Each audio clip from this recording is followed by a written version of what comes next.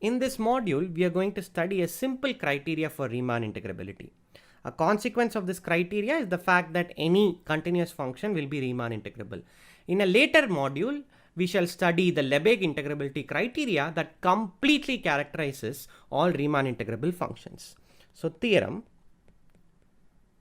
let f from AB to R be a bounded function. F is Riemann integrable.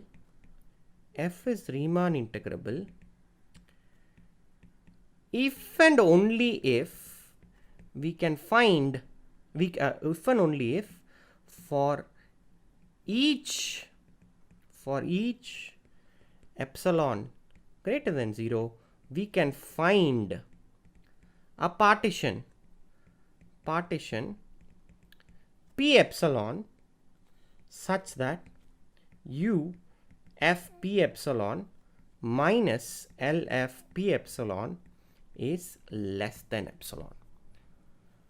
The proof of this is very straightforward. Proof. Suppose f is Riemann integrable. We will first deal with that direction. Suppose f is Riemann integrable.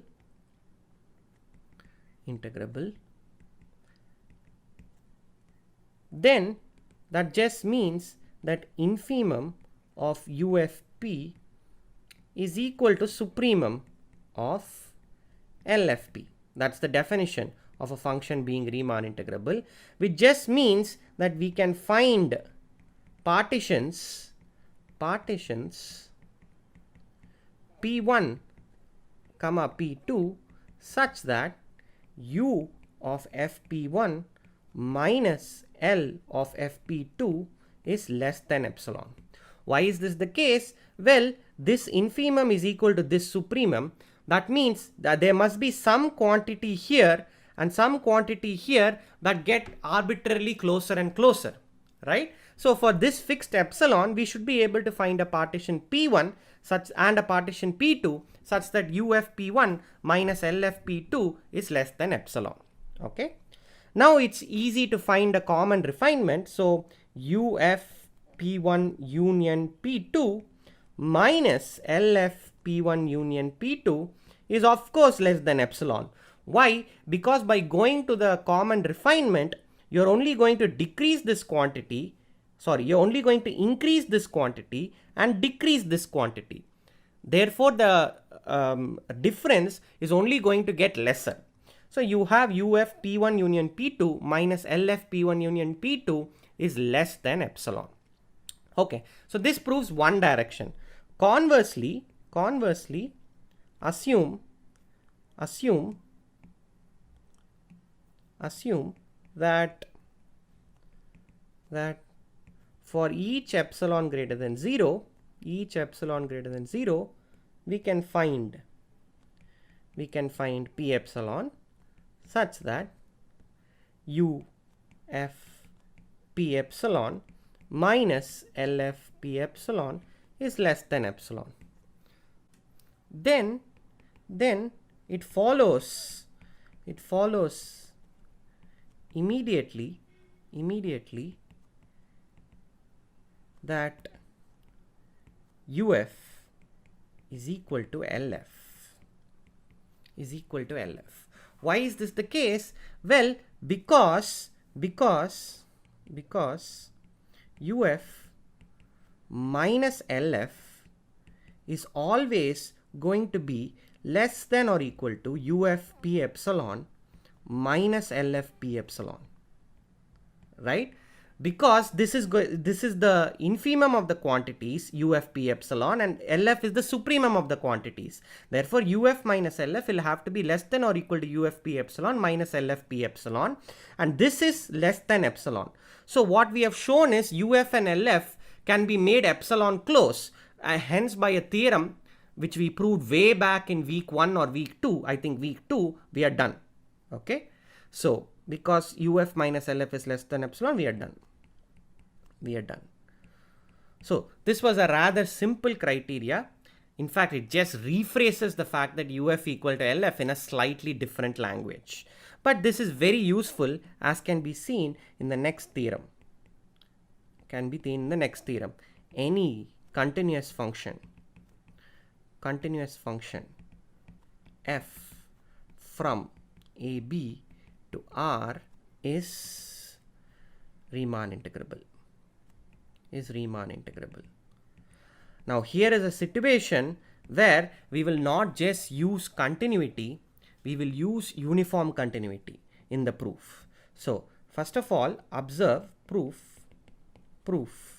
observe that f is bounded because it attains its maxima and minima. It's going to be bounded. We have already seen that the image has to be also going to be a closed interval.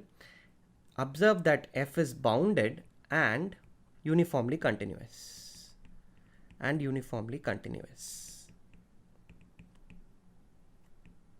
Okay, so what we are going to do is we are going to produce for each epsilon a partition p epsilon such that the previous criterion is satisfied. So fix epsilon greater than 0 and choose delta greater than 0 as per the definition of uniform continuity. This just means as a recall, this should be digested by you and flowing in your veins by now, but just to recall, if mod x minus y is less than delta, x comma y coming from the closed interval AB, then mod f of x minus fy is less than epsilon. Okay, so we have now got this condition of uniform continuity that sort of says that the moment points are close enough to each other, then the values are going to be close to each other also. Now this will immediately show that we can find a partition that we want. Let P be any partition, or rather let P epsilon be any partition such that each delta xk is less than delta. That just means that consecutive points in this partition are less than delta distance away. Okay, now what will this show? Well, let's compute UF P epsilon and LF P epsilon. Okay, this is just going to be summation capital MK delta xk. Here this xk looks like a subscript, delta xk, k running from 1 to n. Recall, capital MK is the maximum and this is going to be k equal to 1 to n, small mk delta xk.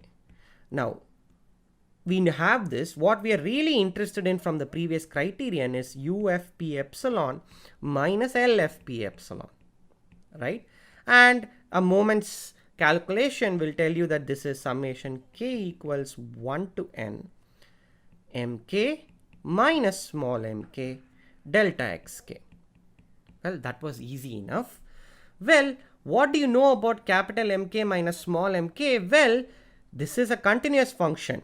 F is a continuous function. So consider f on x k comma x k minus 1.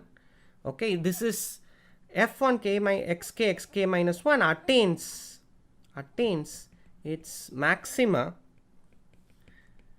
and minima. That means there are points in this interval xk minus 1 and such that f of that point is capital MK, and another point in this interval xk minus 1, or rather I reversed the thing, it's xk minus 1 xk, sorry about that, xk minus 1 xk.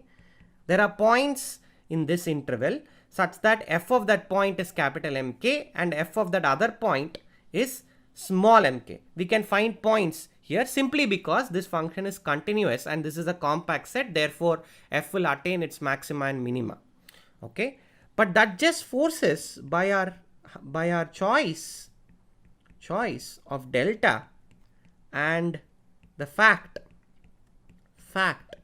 that xk minus 1 has to be less than delta, because we chose the partition that way, we must have capital Mk minus small mk is less than epsilon. And the beauty of this fact is this is true for all k from 1 to n. Irrespective of the choice of k, this will have to be true. That just means summation k equals 1 to n capital Mk minus small mk delta xk, this has got to be less than epsilon times summation k equals 1 to n delta xk. And just thinking what this summation delta xk is, you will be able to see that this is just epsilon times b minus a. This is just epsilon times b minus a. Now what we have shown is, given any epsilon, we can find a partition p epsilon such that uf p epsilon minus lf p epsilon is less than epsilon times b minus a by k epsilon principle. The previous criterion, previous theorem guarantees that f is integrable.